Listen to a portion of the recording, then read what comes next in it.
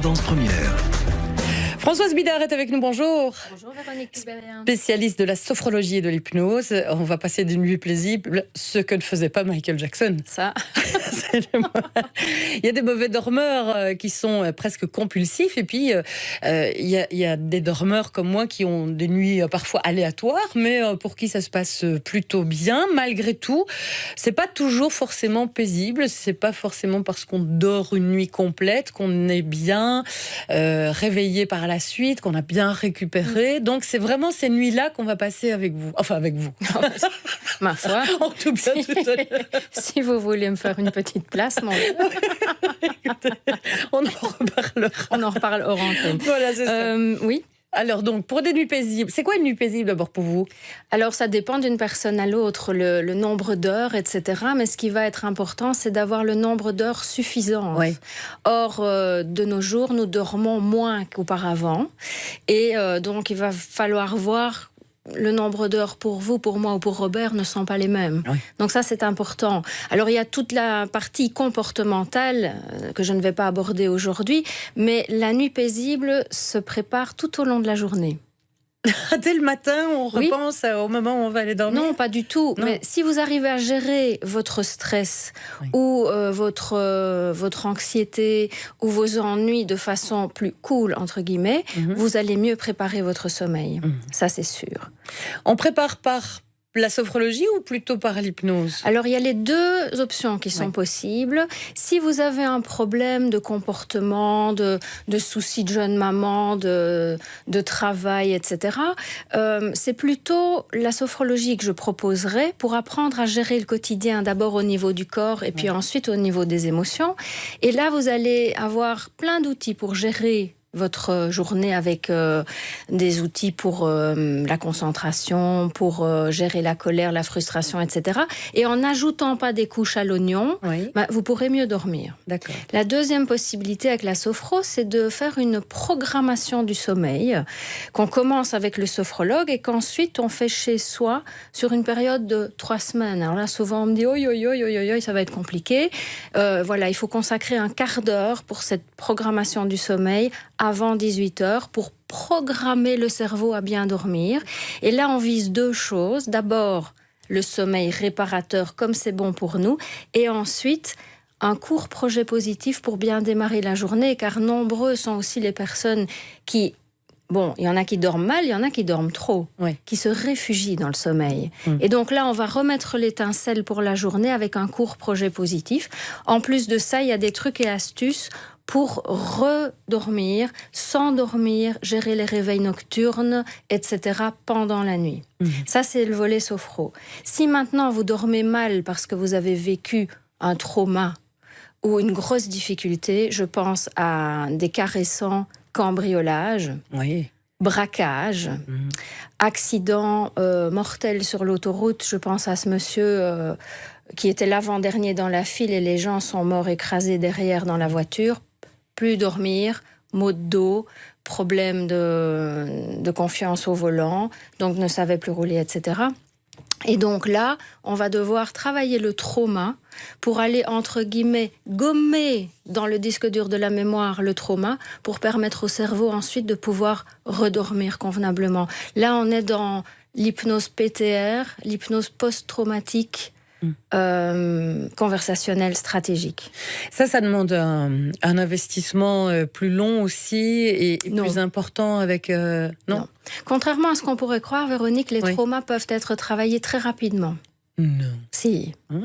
Donc, oui, ça peut aller très très vite. Il y en a qui traînent ça pendant des années. Oui, mais c'est parce que malheureusement, l'hypnose est encore trop souvent... associé à de l'hypnose de divertissement ou de spectacle. Voilà.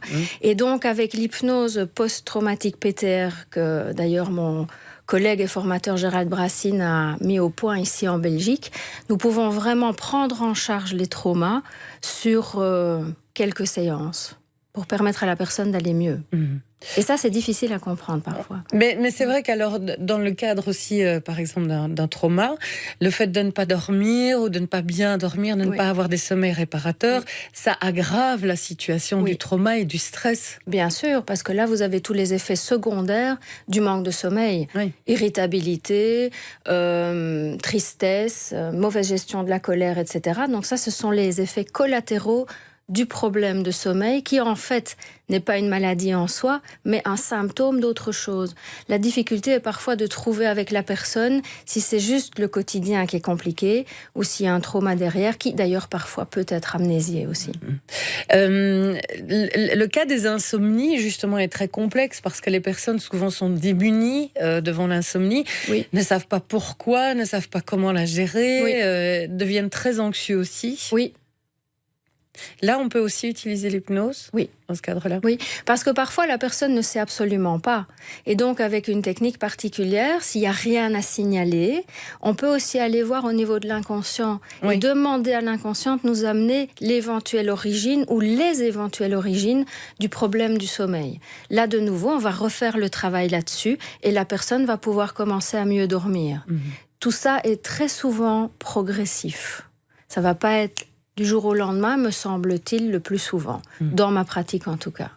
J'aimerais qu'on revienne sur cette programmation du sommeil. Oui. Est-ce qu'on peut avoir un ou deux petits trucs qui nous permettent de comprendre ce que c'est cette programmation du sommeil? Est-ce qu'on peut faire déjà chez soi, si on n'a pas forcément des mauvaises nuits, mais qu'on veut vraiment entrer dans un bon cycle de sommeil? Mais alors là, les trucs n'existent pas pour le moment, désolée. C'est vraiment un apprentissage avec le ou la sophrologue pour apprendre d'abord à être bien dans son corps, peu importe ce qui se passe, peu importe que j'ai des problèmes au boulot avec mon mari ou parce que j'en ai pas, ou etc. Bien dans le corps, puis bien dans les émotions. Quand on arrive dans le travail des émotions, on va faire des futurisations qui vont programmer le sommeil au niveau... Oui, au niveau intérieur. Donc je ne peux pas malheureusement vous donner des trucs et des astuces, si ce n'est qu'après cette programmation-là, il y aura des exercices de respiration et ce qu'on appelle de détente simple pour permettre à la personne de glisser dans le sommeil. On parle parfois de micro-sieste ou de sieste flash dans d'autres méthodes. C'est la même chose. Et ça, je vous invite à aller sur mon site web sophrobel.be dans la rubrique médias. Je me la pète un peu maintenant, j'ai une rubrique média, évidemment. Et là, il y a détente simple. Ça a été filmé par vos collègues du temps où je faisais de la télé avec Adrien de Viveur dans Vitamine. Ça a été filmé, ça dure, je pense, 12 minutes. Ça peut être une bonne introduction pour certaines personnes pour écouter ma douce voix et apprendre à faire cette détente simple. Et voilà, avec vous. Ma foi, il va y avoir du monde dans la chambre. Je vais prévenir Mathias, mon mari. Qu'est-ce qu'il faut absolument éviter, d'après vous, avant d'aller dormir? Pensez à tout ce qui ne va pas. Malheureusement, c'est souvent ce qu'on fait. On se couche, on éteint la lumière et puis on regarde le plafond et on commence à se dire ça j'ai pas fait, ça je dois faire demain. Ça c'est Gustave le hamster dans sa roue. Une idée puis une autre, ça monte et j'arrive plus du tout à m'endormir. Il y a un exercice très simple, un exercice de gratitude. Bon, ça fait un peu béni, oui, mais en attendant, ça marche pas mal. C'est de repenser à 3 choses pour lesquelles nous sommes... Les fameux 3 kiffs. Oui. Je suis vraiment contente, j'ai de la chance pour ceci, pour cela. Le cerveau étant naturellement programmé pour voir ce qui n'allait pas, ce qui ne va pas et ce qui n'ira jamais, la liste du ça ne va pas peut être longue. Ça peut être bien aussi de se dire que même si on est dans les problèmes, il y a quand même beaucoup de choses qui vont bien. Il s'agit de rééquilibrer. Ça, c'est un chouette exercice. Puis quelques exercices de respiration que de nouveau, vous pouvez trouver sur mon site web. Les enfants aussi, évidemment, ça fonctionne très bien. Oui. Le rituel du coucher, c'est déjà un petit peu ça aussi. C'est couper la journée, repartir dans quelque chose de chouette pour permettre à l'enfant de s'endormir. Nous sommes des grands enfants. Nous pouvons aussi faire ça en tant qu'adultes.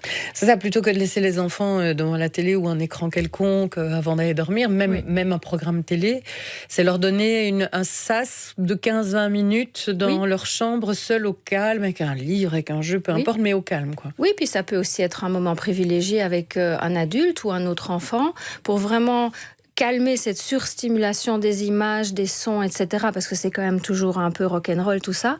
Et là, c'est un moment de sas, de décompression pour les enfants. Et pour les parents qui courent toute la journée comme des poules sans tête, ça peut aussi être un moment privilégié de reconnexion avec les enfants. Et aussi un sas parfois, parce que Pour les parents. pour les parents. Ou pas. Ça dépend. Ouais, ça dépend. Si ça fait 27 fois que vous lisez le même livre, évidemment, ou le même passage, ça commence à être un peu compliqué. Françoise Bidard, Oui.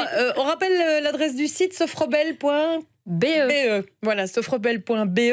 Et on vous retrouve chez nous, pas plus tard que l'année prochaine. Mais avec grand plaisir. Et d'ici là, Bonne nuit. fête. Zut, Et bonne c'est fête. raté. À bientôt, Merci, Véronique. Merci Françoise, à beaucoup. bientôt. Au revoir.